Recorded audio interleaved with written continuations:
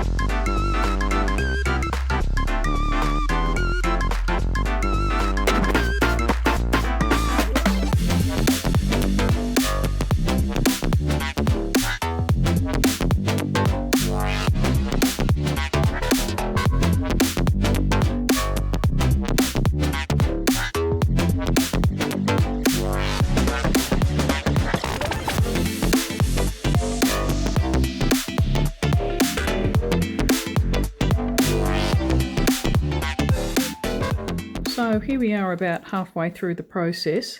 I've been very happy with some of the prints I've got. I've printed a background and then I've printed a mask over the top.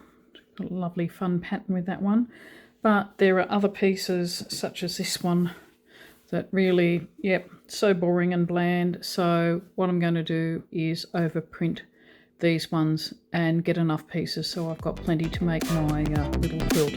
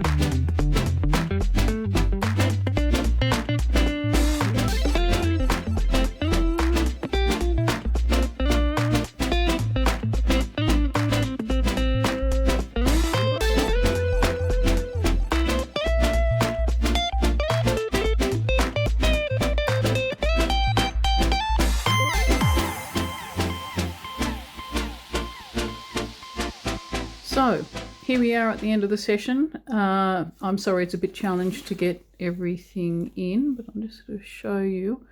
I've roughly trimmed the pieces I've printed, and I'm really happy with the way these have turned out.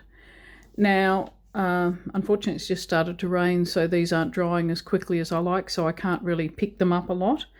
But you will see that virtually all of them have got more than one lot of printing on them, and that has worked out, I think, really well.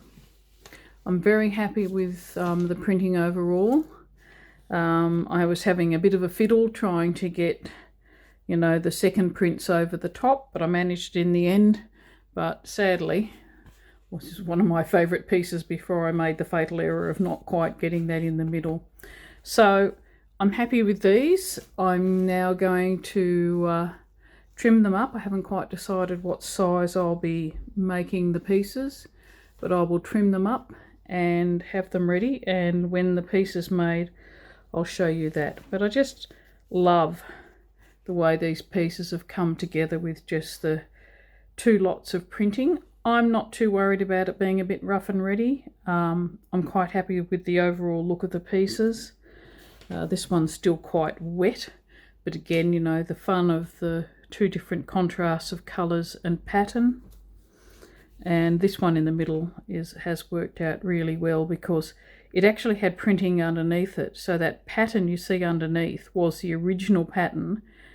I just put a plain colour over the top, and it's actually highlighted the pattern better than it was originally. Again, this is a really fun piece with two lots of contrasting pattern.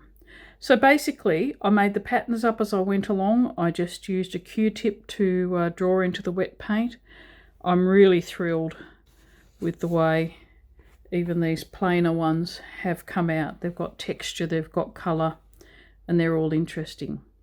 So thanks for watching. If you haven't done so already, do me a favour and subscribe, like. So I'll see you next time when I do some jelly printing or some dyeing, or even, as I've just started to do, some travel blogging as well. Enjoy. Bye.